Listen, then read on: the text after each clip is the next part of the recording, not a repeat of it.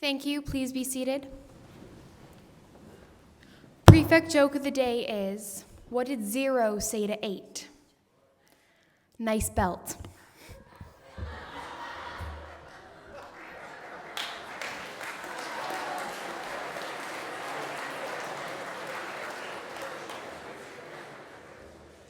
Well done, Emma. Thank you. Good morning, everyone. That's rain out there. Can you believe that? That's rain. We're entering into a period of recognition, as you know, and it'll take all sorts of shapes and forms, and so it should.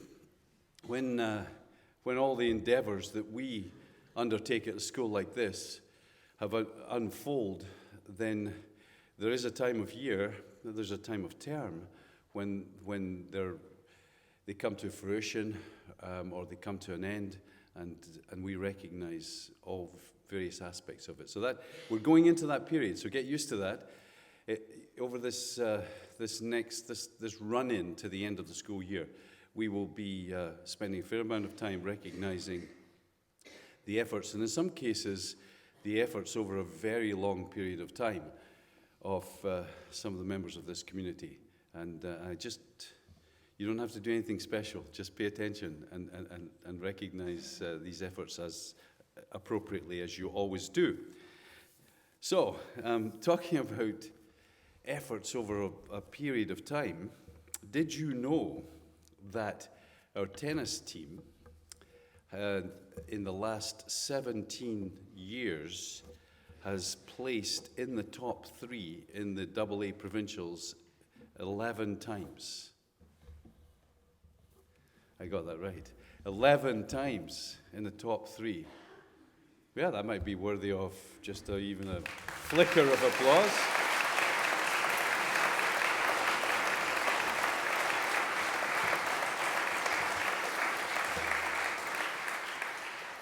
So Mr. Candelaria, who's been at the helm, that's not the right metaphor, holding the racket throughout that time, is going to come and tell you what the most recent crop of Shawnigan tennis players have done, and I'll be presenting some awards, I think. Thank you.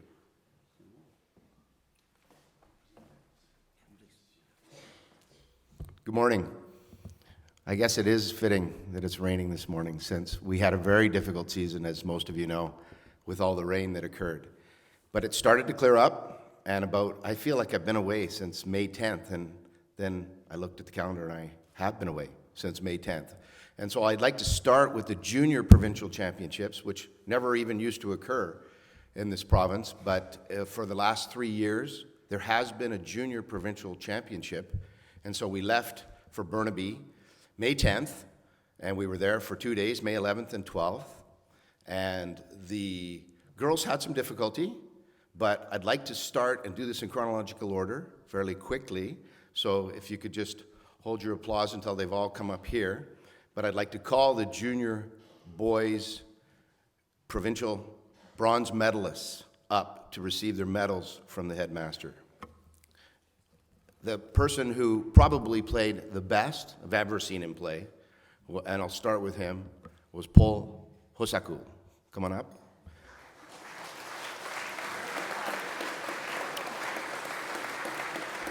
Yeah, I guess you have to clap for that. Okay, Paul Perrin. I don't know how to pronounce his last name still, after 3 months. Aaron Wong. Benjamin Keon. Isaac Laroy. What have we got so far? One more. Oh, and Ravi. Ravi, come on up.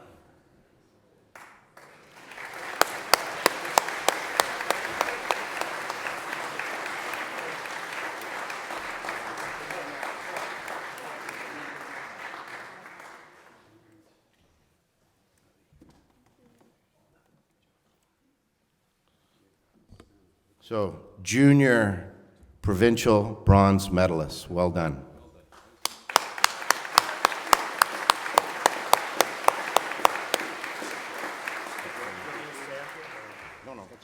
No, you come back up. principal had that very delicate question, do you want me to stay up here? And I said, no, you can come back up with the senior team. So now in order, then, the breaks came and everything, so we all left for about a week. We didn't have any tennis, nothing, no practice.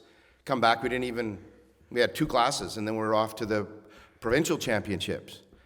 But there was something that needed to be attended to before we could start those provincial championships, the senior provincial championships, and that was the ISA championship for girls at the senior level still needed to take place. The reason we couldn't finish it was because of the weather. And there was an island championship first, and the number 1 team from the island, which was our girls, had to play the number 1 team from the mainland, which was Crofton House. So we thought, how can we cut down on the transportation? We'll do this just before the provincial championships. So we caught a little bit of an earlier ferry on the Wednesday, May 24th, went over and were confronted with the nice traffic of the lower mainland, and made our way from Richmond all the way to St. George's, where we played this match. And I'm happy to tell you that it was a very close match, and we just about unseated the perennial champions of Crofton House, but unfortunately we lost in a tiebreaker. Still, silver medalists, and I'd like to call those girls up, please. All of you, come on up to receive your ISA silver medals.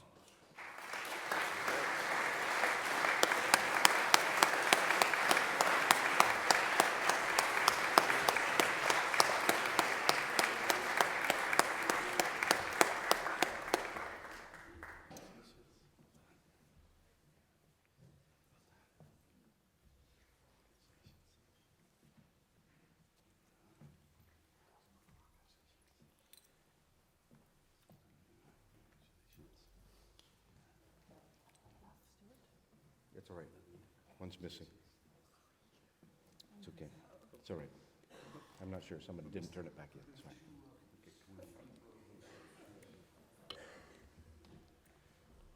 And you ladies, don't go anywhere afterwards, please. You need to stay here. Okay, stay here, ladies. So, our ISA silver medalists, round of applause.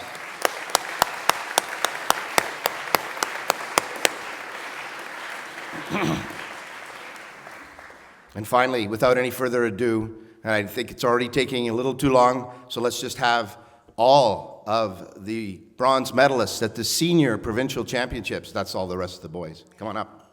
Yeah, the girls get another medal.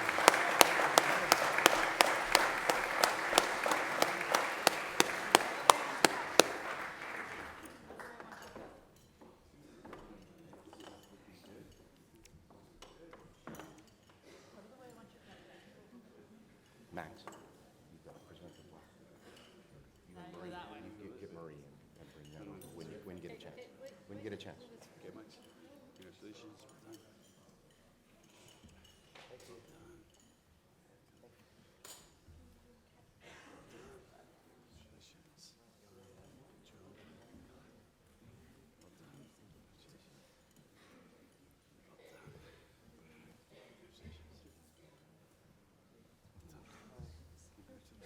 Yes, one for me.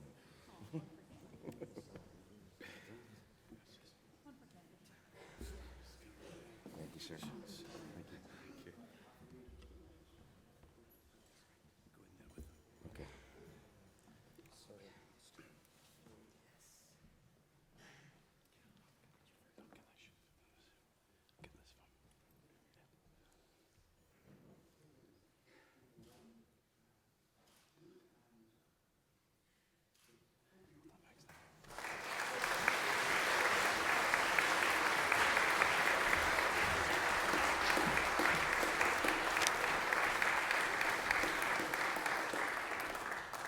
Thank you, Mr. Candelaria. Congratulations, all of you.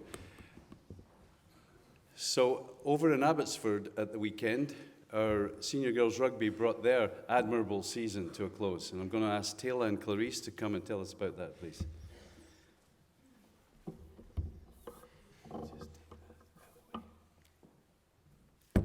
Sorry about the laptop. The printer wasn't working this morning, so this is what you get.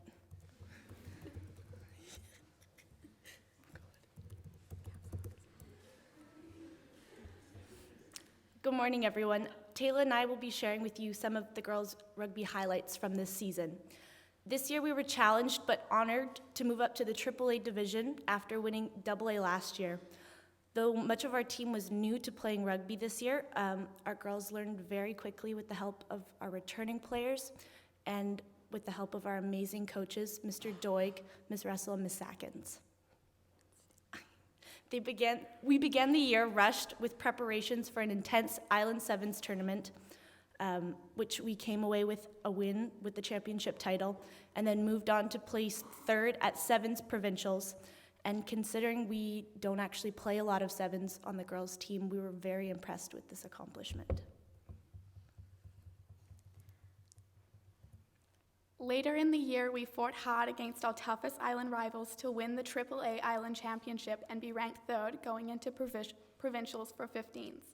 Our best game of the season was our first game in Abbotsford, where we versed Semiamu from Surrey. We had 8 different girls scoring tries during the match and prepared ourselves for a tough semi-final match against Yale Secondary. Yale brought out an impressive team, which we met with full force, but unfortunately, we were unable to defeat them and came away with an emotional loss for the girls. This did not beat our spirits, however, because the next day, we were able to capture the bronze medal in a tough match against our hometown rivals, Cowichan.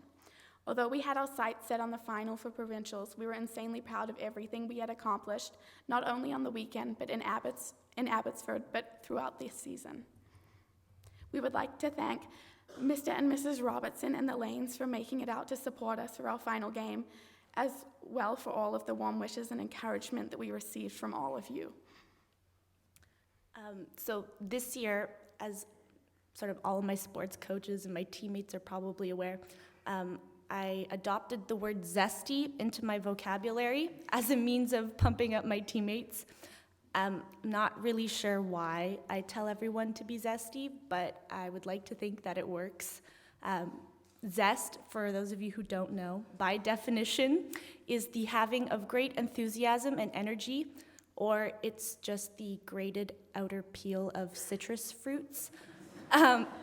So I decided to combine these two at Rugby Provincials this year by ritually zesting a lemon on the field before every game and making sure that everyone on the field smelled the magic before our final cheer.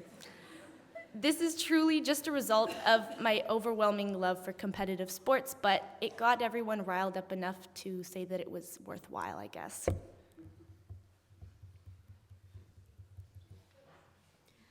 This season has been one that not only we, but all of the girls will remember and treasure for the rest of our lives. It is not often that you find a team as crazy, loving, and caring as ours. I can honestly say that I am so thankful to have had the pleasure of meeting each and every one of you. I consider you all not only my teammates, but my sisters, and I wish you all the best in your years of rugby to come. I would like to thank again our amazing coaches. I know I speak on behalf of every girl on the team when I say that I have learnt so much whilst playing rugby at Shawnigan. The enthusiasm and love you all bring to every practice is so motivating and inspiring. I would now like to present both the AAA Island Final and the third place provincial plaque to Mr. Robertson.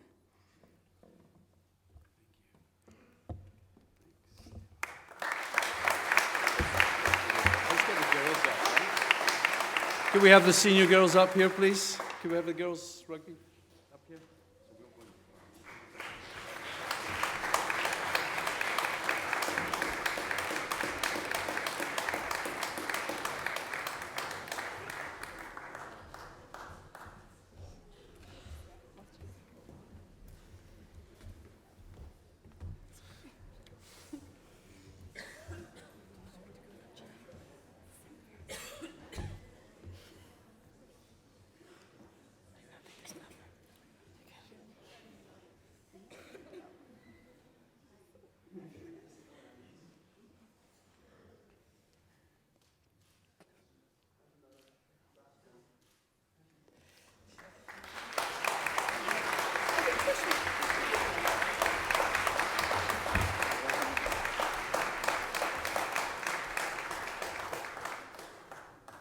Well done.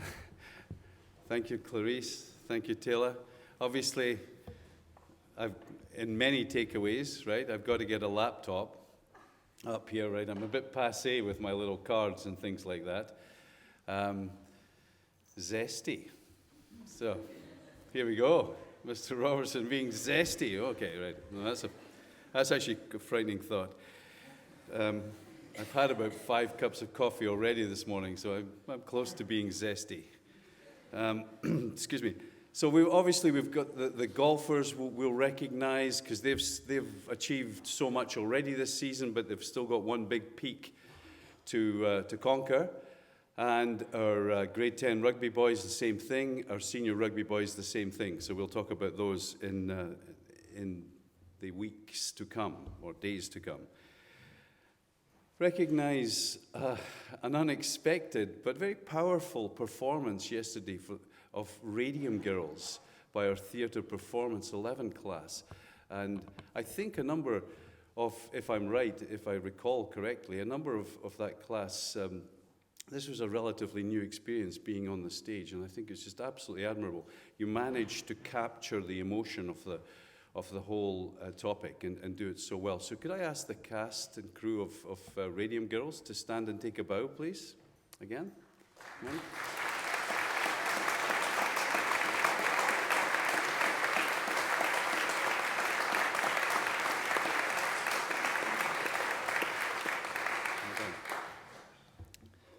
Well done.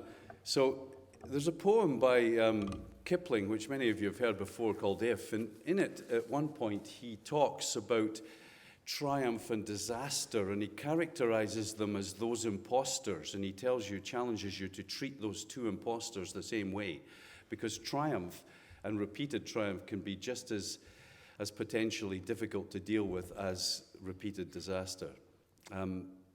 That's a segue for me into the joys and sorrows that are part of everyday life. It's not all about joy and it's not all about sorrow. It's about meeting them both and handling them properly.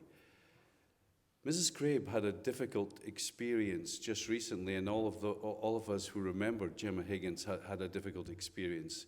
But she would like to just come and talk to you about that, and I think that's very appropriate. Mrs. Crabe. Sorry, I hope I'm not responsible for this gray day today because I feel a bit gray coming to speak to you today. Last Monday, I traveled to Vancouver to attend a celebration of life for Gemma Higgins, who some of you will remember, and more of you will probably remember her brother Isaac. Gemma died on May 6th as the result of a totally unintentional fentanyl overdose. It was probably one of the hardest things I've ever had to do. And as I stand here in the chapel, and every time I'm in chapel, I'm reminded of the community that we have here. And as I sat in the church on Monday again, I was reminded of community as I listened to Gemma's friends, mentors, counselors. Gemma struggled with addiction, and it started young and carried on after she left here. And I was struck by the unfairness, I guess. There's so many unfair things in life, but that this young woman had committed herself to trying to battle that demon of addiction, and she'd stumbled, and it cost her her life.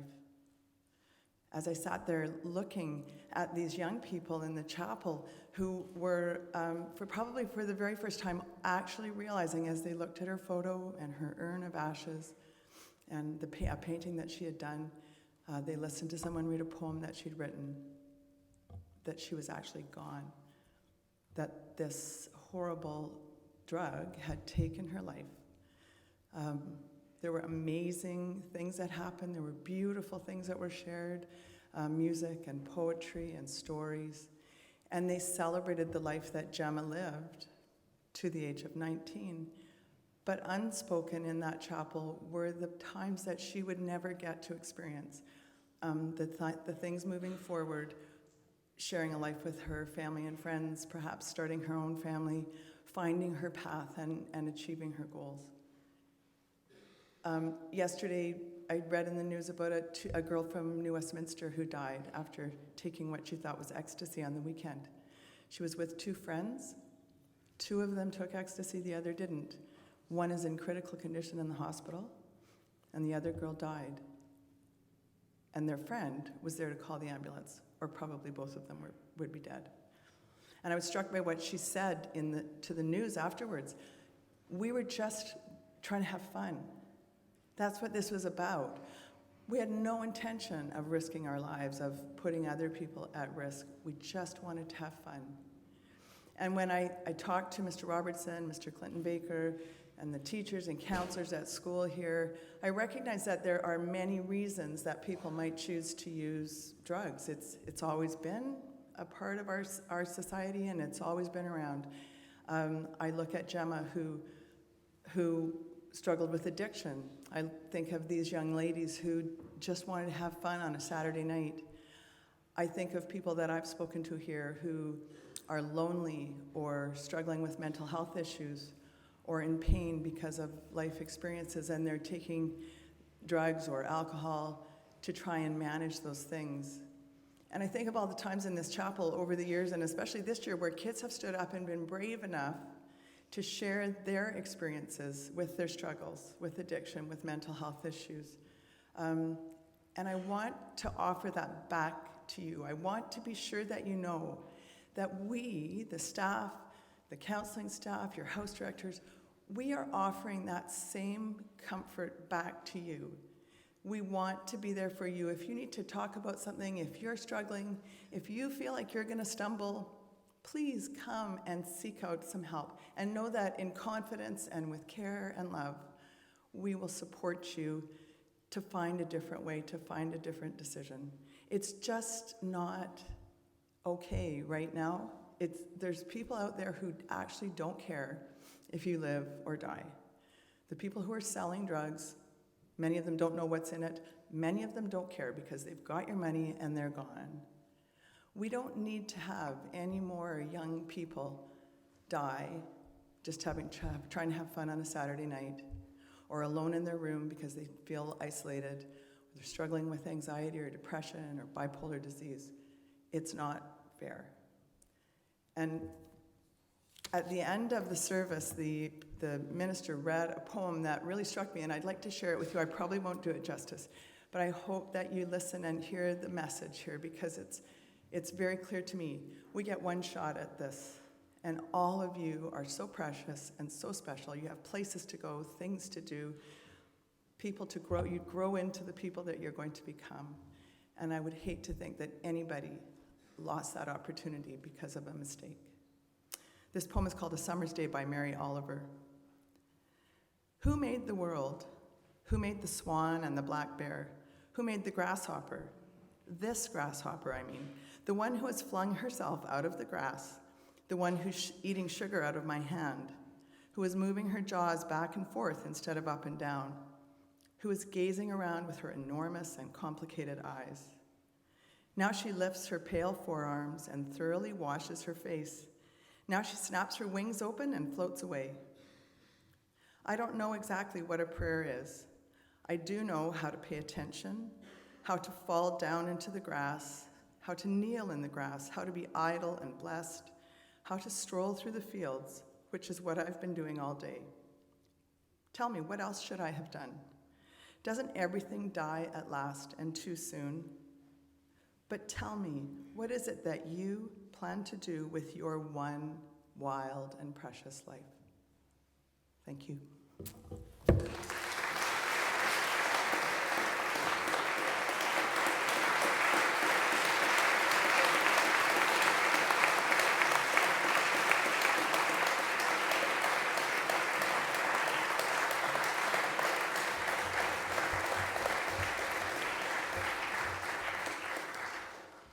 Thank you, Mrs. Crabb. That was very difficult, and you did that so well, so admirably. And Gemma would be proud. I can't follow that. I was going to go on to something else, but I'm not going to now. Thanks, everyone.